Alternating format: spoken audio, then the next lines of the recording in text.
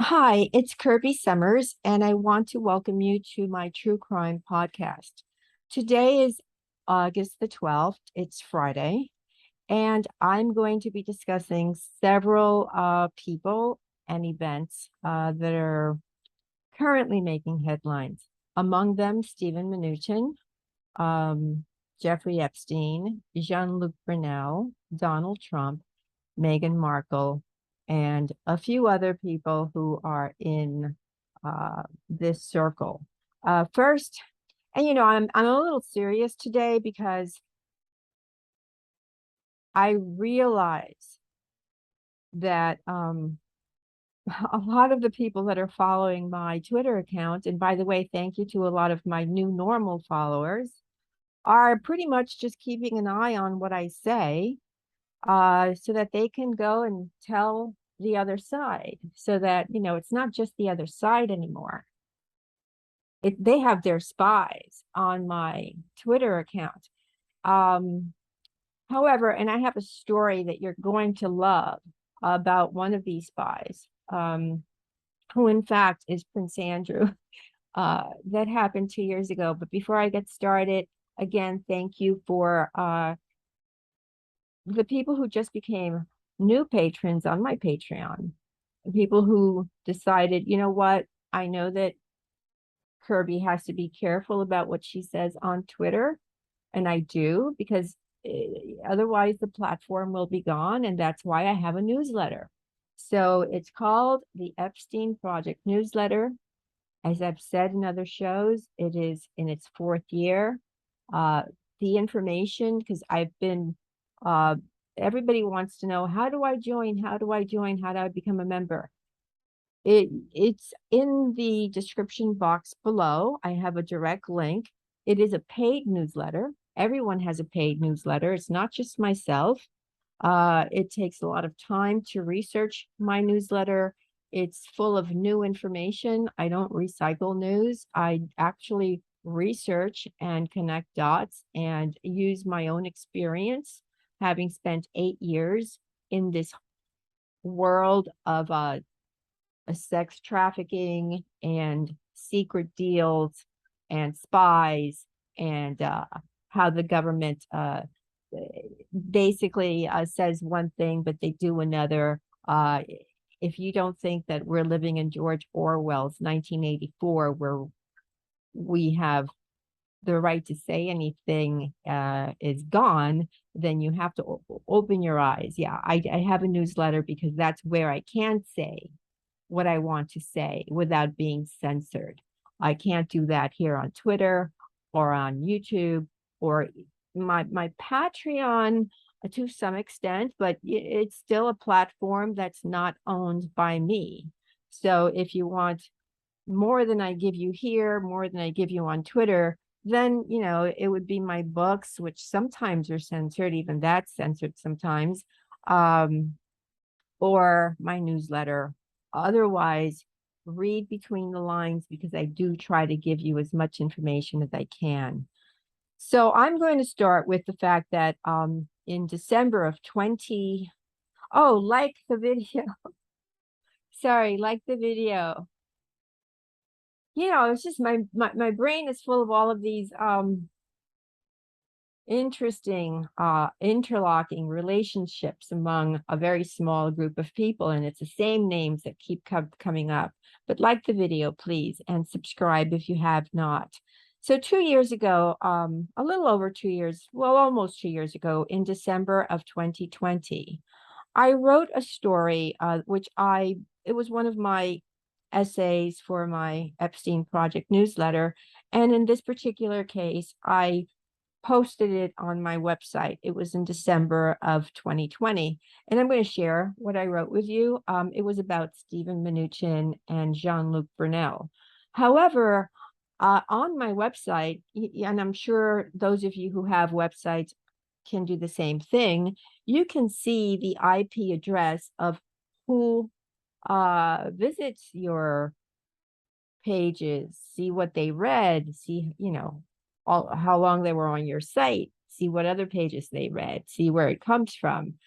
And on that particular day, I don't know what made me go in there, but I did. I don't do it every day because there's not enough hours in my day. But there was an unusual IP address. And so I just, I did a reverse search, and it turned out to be Buckingham Palace. Now, here's the thing. We know that the Vatican in Rome has its own zip code, and it's considered, separate from the rest of the area. So is Buckingham Palace. It's got its own zip code. It's not considered part of the rest of the area that surrounds it in London.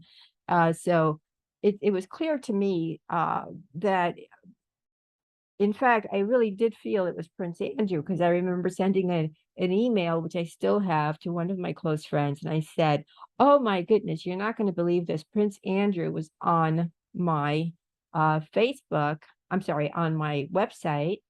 And I knew they had been following me because it was clear to the whole world that I was on Virginia's side, that I was protecting her, that I was, against Prince Andrew for having taken part in Jeffrey Epstein's trafficking ring, and I believed Virginia.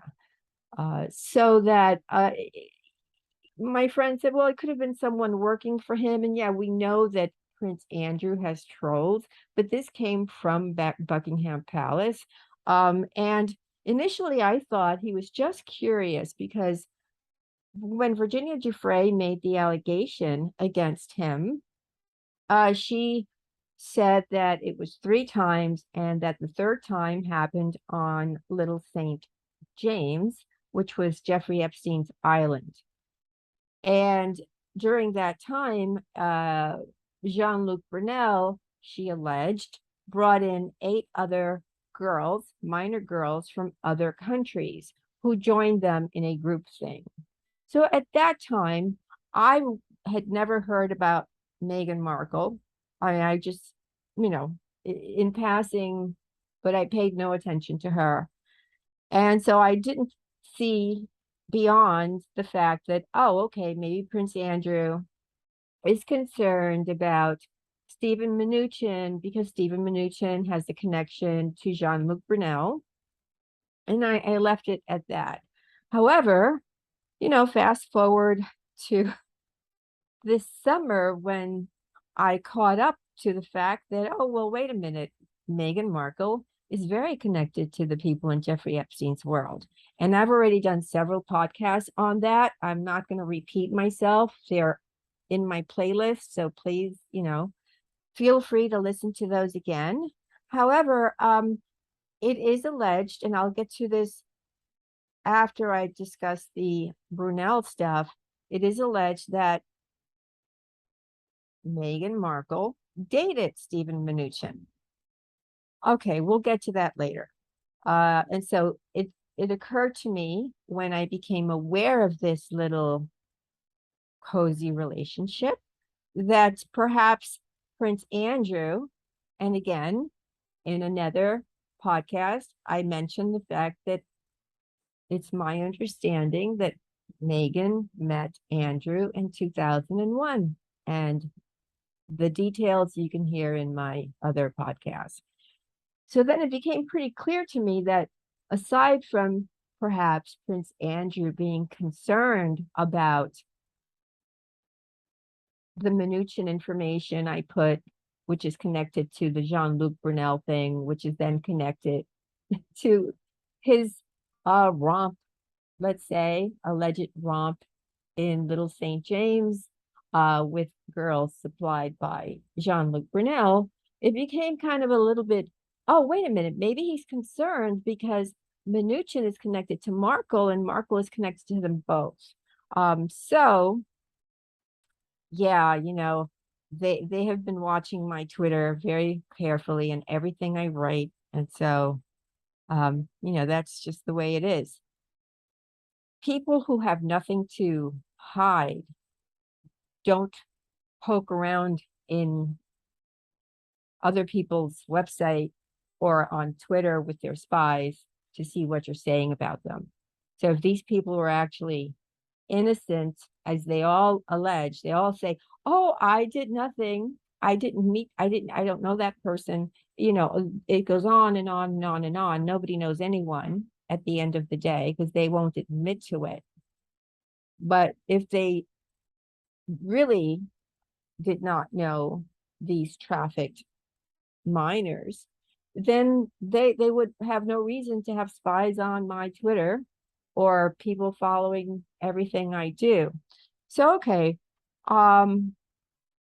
What's currently happening is this. Donald Trump left office. It was a big, continues to be big news, even though he was kicked off Twitter, even though, it's just, okay, what's going on. But the latest is that the FBI raided his home in Mar-a-Lago. And the reason is they suspect that Donald Trump took nuclear secrets from the White House and that he's in possession of things that he should not be in possession of. Others have gone as far as suggesting that when he buried his first wife on his golf course, that in fact, in her coffin, there might be some documentation that he is hiding.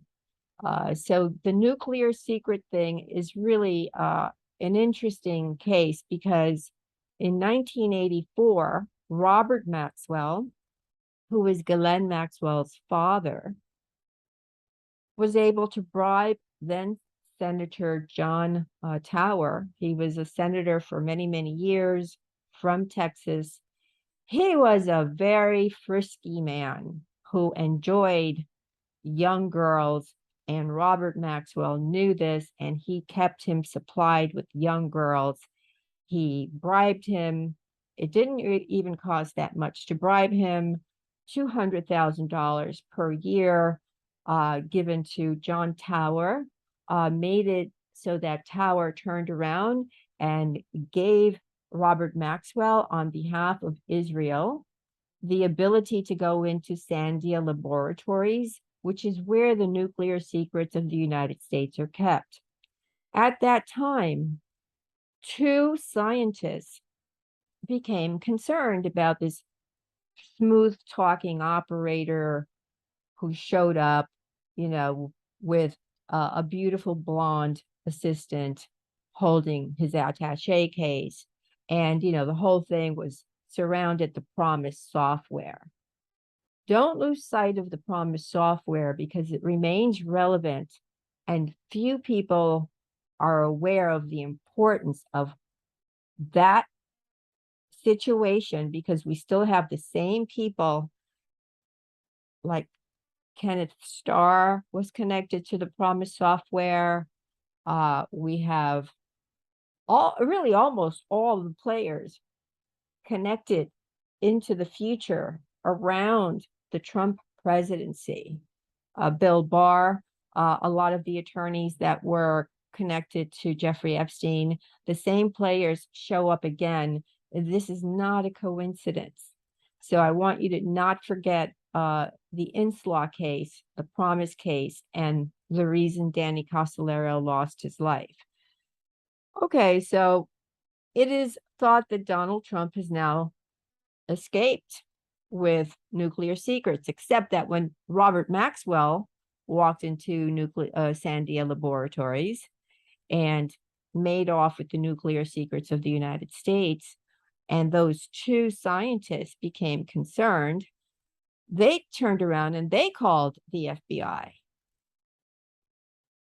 The FBI responded, took the information, and guess what? They dropped the investigation. Orders from above were given to the local office in San Francisco, where the call ended up, to stop the investigation. And the reason it was San Francisco is because Robert Maxwell at the time had an office, a cover office, a cutout for Mossad called uh, uh, Documents on Demand or something on demand.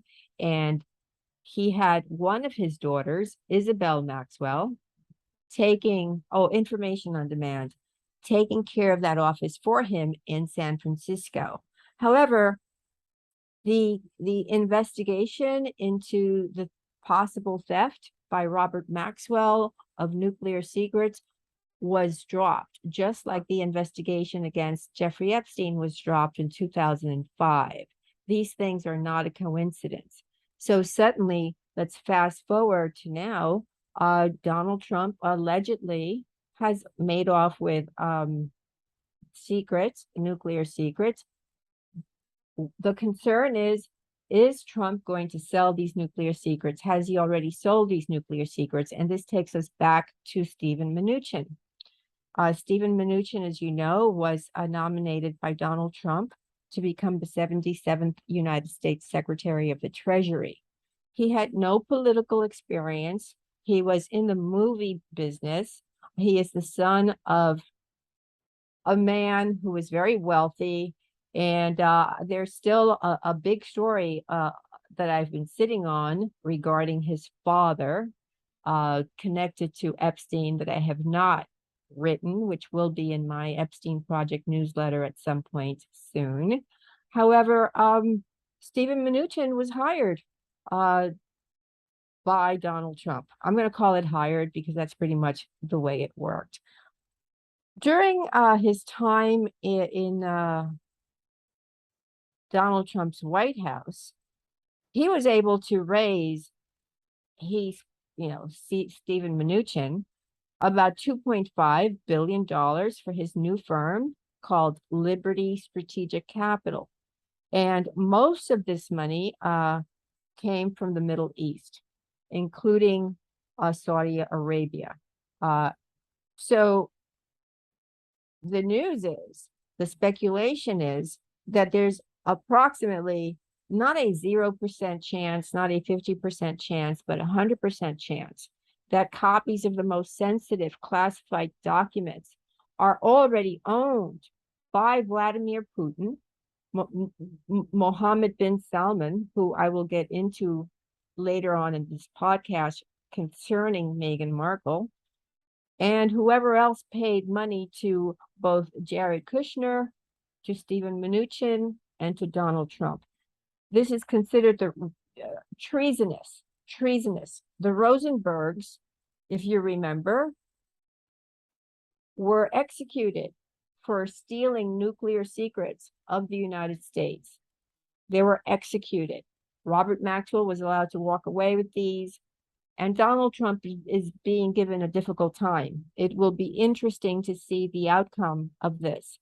So in my article that I wrote in 2020, which garnered the interest of Prince Andrew, I wrote that in the late 1970s,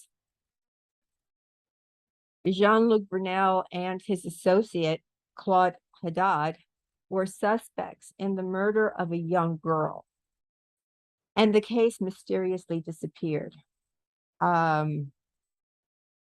The story of Jean-Luc Brunel is a fascinating one because it didn't matter what he did. He was never charged with anything until after Jeffrey Epstein's death. He was actually covered in a 2020 interview in 60 Minutes, actually, not 2020, and it was called American Girls in Paris. And young models, young teenagers, one after the other, were interviewed, and by now I'm sure you've seen it. It's still available on YouTube somewhere. And they said that he groped them, he drugged them, he raped them. Jean-Luc Brunel escaped any liability. He just kept saying that he didn't do it. And really, he was untouchable. In fact, he was known in the modeling circle as the ghost.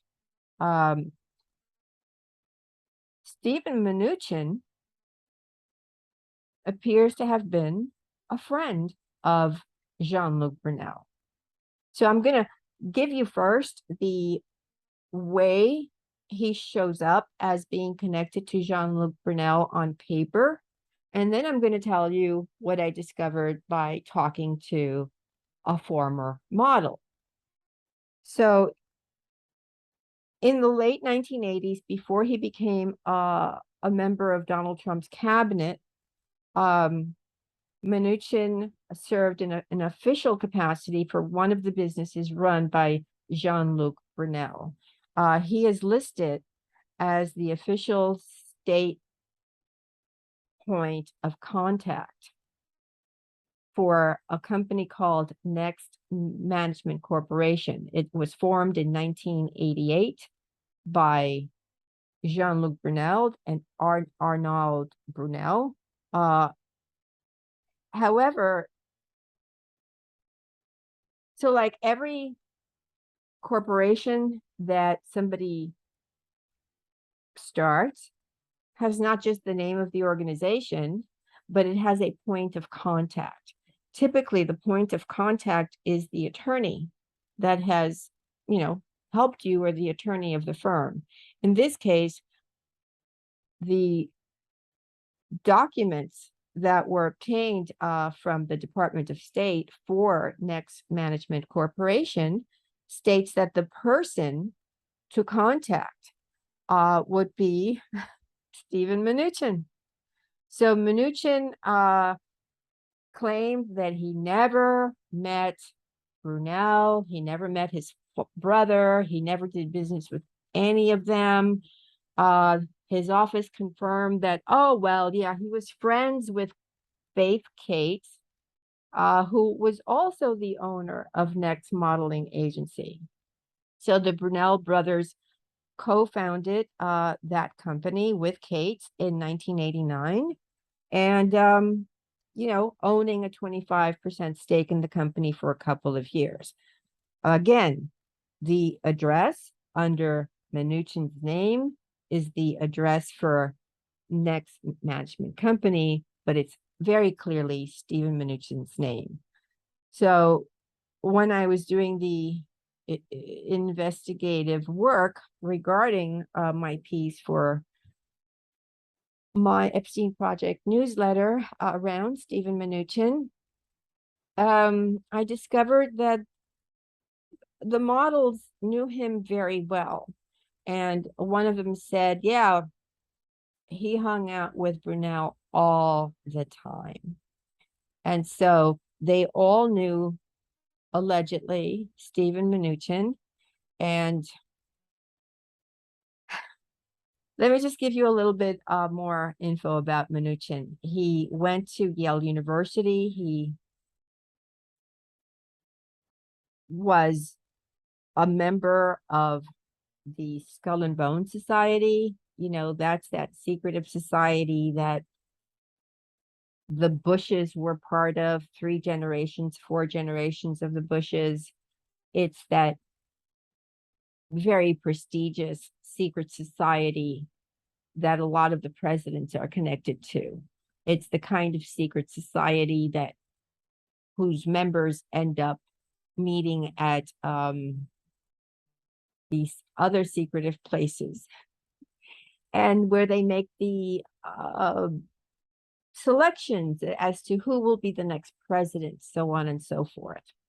What will happen to this person and that person?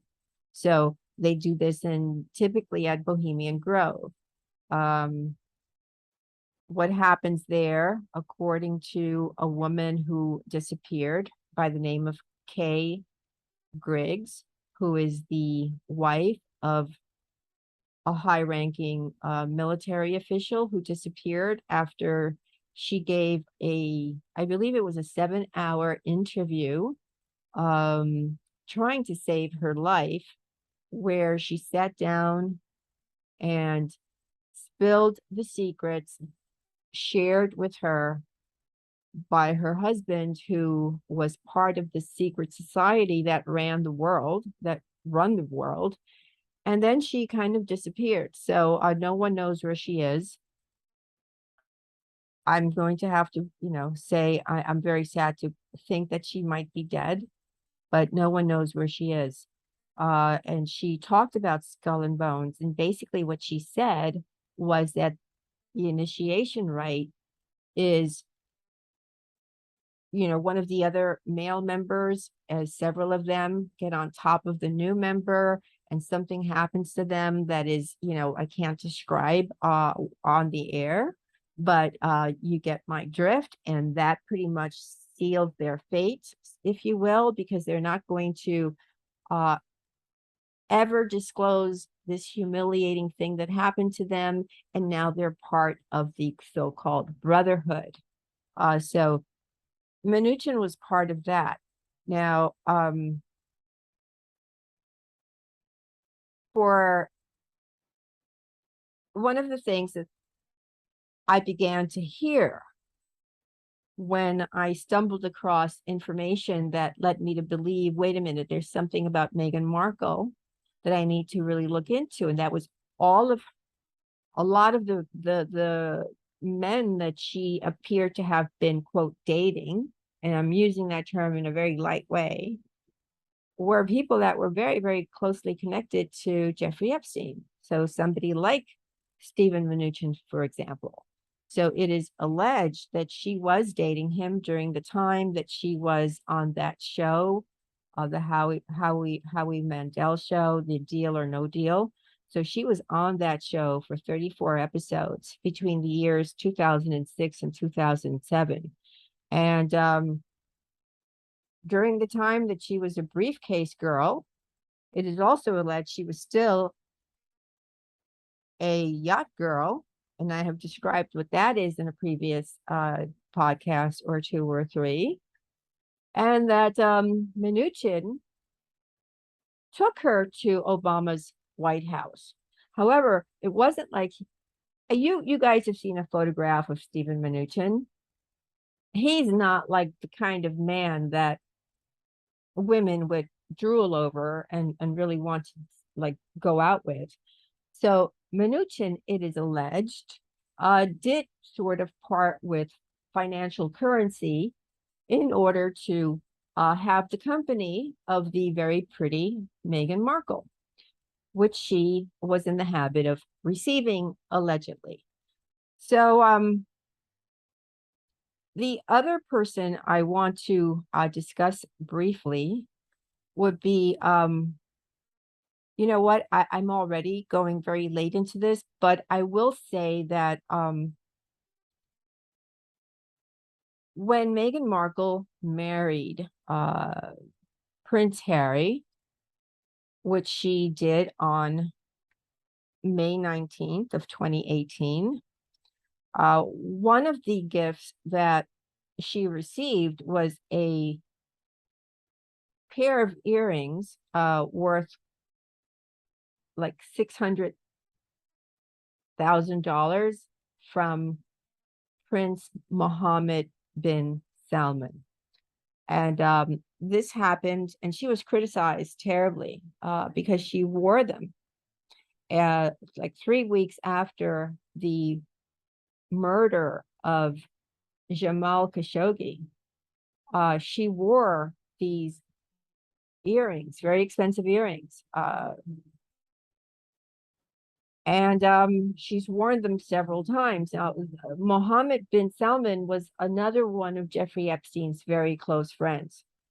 And as we can see with what's happening in the Trump case and with Stephen Mnuchin, is they're alleging that Mohammed bin Salman is probably holding on to nuclear secrets of the United States, and that Stephen Mnuchin was paid handsomely for the transfer of these nuclear secrets. This is all allegedly, because the investigation has not begun, but that is why there was a raid on Donald Trump's Mar-a-Lago home in the last couple of days. In closing, I want to say that Jean-Luc Brunel was arrested. Virginia Giuffre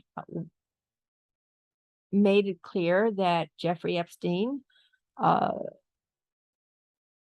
presented Brunel to her as a person that she would have to please, which she did.